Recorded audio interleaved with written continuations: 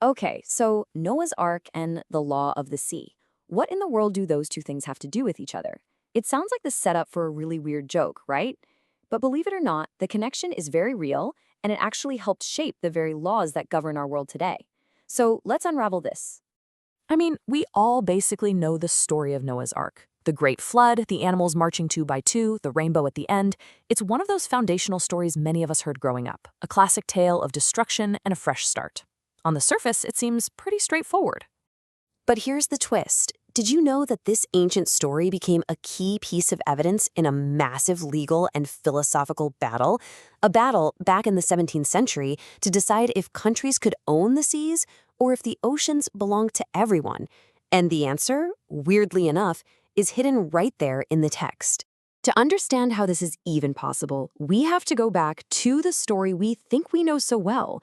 Because when you read the text really, really carefully, you start to see these strange little cracks, these moments where the story just doesn't quite line up with itself. For example, how many animals was Noah supposed to bring on board? One passage says take 2 of every kind, but then another says no, take 7 pairs of the clean animals. And what about the flood itself?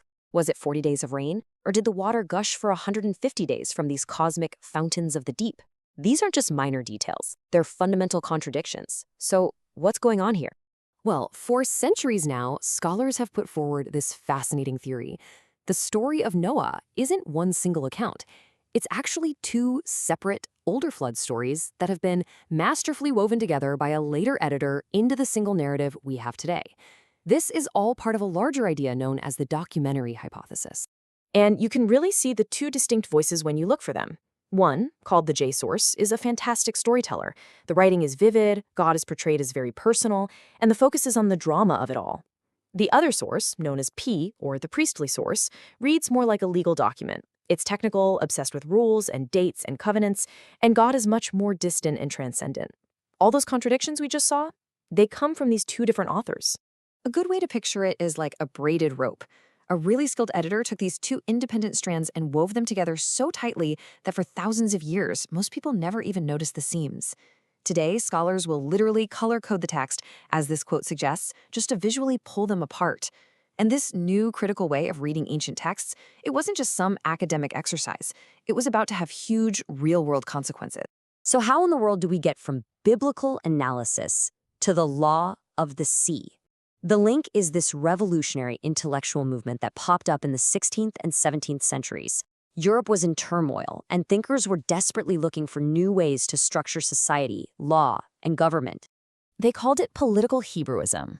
For the first time, leading Christian scholars in Europe began to argue that the Hebrew Bible, and even later Jewish legal texts like the Talmud, weren't just for the Jewish people. They started to believe these texts contained a kind of universal blueprint, a divine instruction manual for building the perfect state and the perfect legal system for anyone. The legal scholar Alberico Gentili just captured the spirit of the age perfectly right here. The idea was that these ancient texts held timeless truths, what they called the Hebraica Veritas, or Hebrew truth, that could solve the most pressing problems of their day. And one of the biggest problems was a battle raging over the world's most valuable resource. With the age of exploration in full swing, a critical question emerged. Who owns the sea? Could a nation claim a piece of the ocean like it could a piece of land, controlling its trade routes and resources? Or was the sea a kind of global commons, totally free for everyone to use? This whole debate boiled down to 2 opposing doctrines. On one side, you had mare liberum, the free sea, which argued the oceans were the common property of all humanity. On the other side was mare clausum, the closed sea, which argued that nations absolutely could and should exercise sovereignty over the oceans, just like they do with land. The entire future of global trade and power hung in the balance. So 2 of the greatest legal minds of the era, Hugo Grotius for the Dutch and John Selden for the English, became the champions of these opposing views. And where did they both turn to make their case? You guessed it, the Book of Genesis. Grotius argued that God's initial grant of dominion in Genesis 1 was general, and since the sea is way too big to occupy, it has to remain common to all. But Selden had a brilliant counter-argument, and he found it right after the flood. Selden's move was incredible. He argued that God's grant to Noah in Genesis 9, after the flood, was a totally new deal. This one, he claimed, included the right to possess and divide up both land and sea. But he didn't stop there. In a stunning display of political Hebrewism, he dove deep into post-biblical Jewish law, citing the Talmud and medieval rabbis to argue that the borders of ancient Israel actually included parts of the sea as sovereign territory. He was using rabbinic interpretation to build a case for modern international law. So what does this all mean for us today? This incredible story, stretching from a literary puzzle in Genesis all the way to the creation of maritime law, reveals something really profound about how we build our world.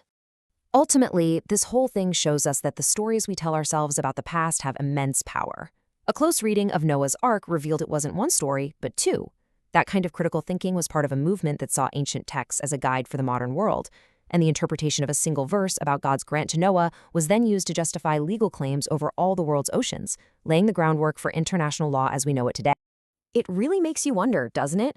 The way we read our oldest stories can literally change the map of the world. So what are the foundational texts, whether they're legal, scientific, or cultural, that we are all arguing about right now? And how will our interpretations of them end up shaping the future?